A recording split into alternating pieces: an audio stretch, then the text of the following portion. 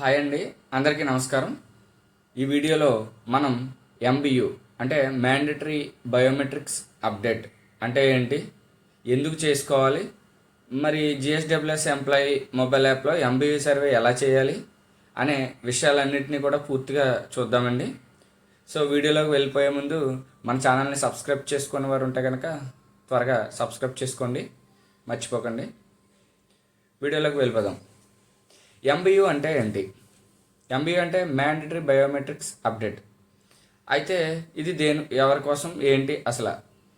యాక్చువల్గా పుట్టిన పిల్లలకి 5 సంవత్సరాల లోపు పిల్లవాళ్ళకి బయోమెట్రిక్స్ అనేవి ఫాదర్ లేదా మదర్వి లేదా గార్డియన్ యొక్క ఐరిష్ ఫేషియల్ బయోమెట్రిక్స్ తీసుకుని వారికి బాలాధార్ అనేది ఇవ్వడం జరుగుతుంది. సో 5 సంవత్సరాలు అయిన తర్వాత వారికి యొక్క బయోమెట్రిక్స్ అనేవి అప్డేట్ చేయించాలి. దాన్ని మ్యాండేటరీ బయోమెట్రిక్స్ అప్డేట్స్ అంటారు. అలాగే ఎర్రర్స్ ఎక్కువ వస్తూ ఉంటాయి, అలాంటి వాటికి కూడా మ్యాండేటరీ బయోమెట్రిక్స్ అప్డేట్ చేసుకోవాలి. అలాగే కొంతమందికి 17 ఇయర్స్ వరకు కూడా వేలిముద్రలు మారడం వల్ల ఫ్రీక్వెంట్గా ఎర్రర్స్ అనేవి వస్తూ ఉంటాయి. సో వారు కూడా ఈ మ్యాండేటరీ బయోమెట్రిక్స్ అప్డేట్ చేయించుకోవాలి ఉంటుందండి. అసలు దీనివల్ల ఉపయోగం ఏంటి?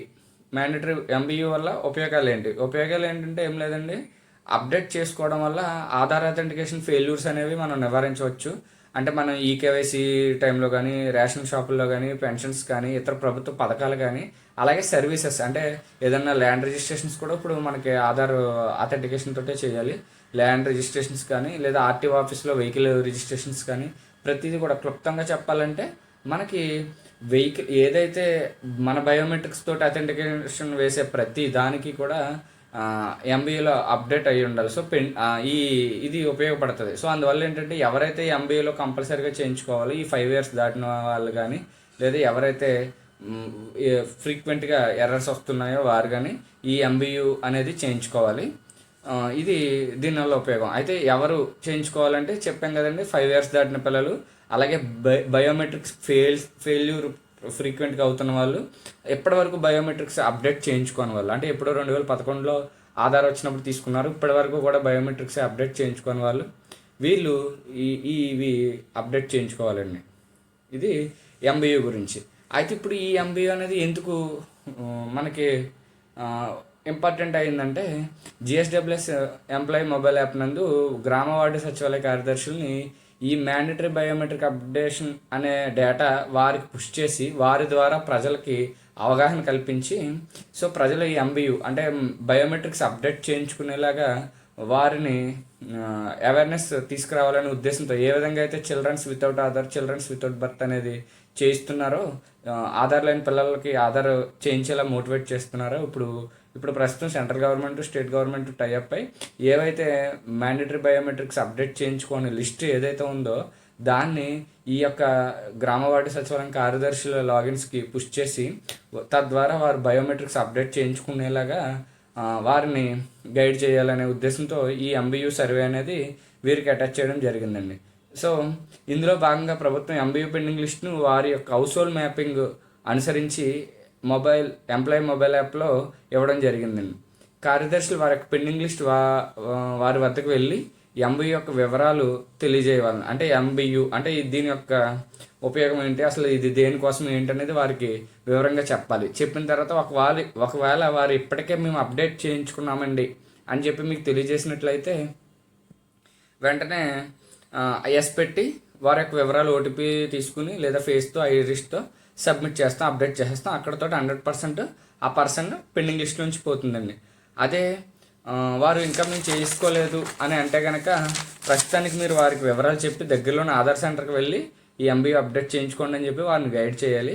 అక్కడ నో పెట్టి మనం సర్వే అనేది పూర్తి చేస్తామండి. ప్రస్తుతానికి 50% సర్వే అయినట్టు. సో మనకు ఆ యొక్క పెండింగ్ లిస్ట్ మీద మనం ఏదో ఒక యాక్షన్ తీసుకున్నట్టు. So either yes or no అనేది మనం వెంటనే చేసేయాలి. సో కంప్లీట్ చేస్తే ఎస్ అని పెట్టి చేయాలి, కంప్లీట్ చేయకపోతే నో పెట్టి చేయాలి. నో పెడితే 50% కంప్లీట్ అయినట్టు ఆ పర్సన్కి. సో ఈ విధంగా మనం ఈ ఎంబీయూ సర్వే అనేది అందులో అడుగుతుంది. అయితే ఇప్పుడు యాప్లో సర్వే ఎలా చేయాలనేది మీకు లైవ్ డెమో చూపిస్తానండి. సో మొట్టమొదటిగా latest version employee mobile app install చేసుకున్న తర్వాత అందులో ఎంబీయూ మాడ్యూల్ ఉంటుంది.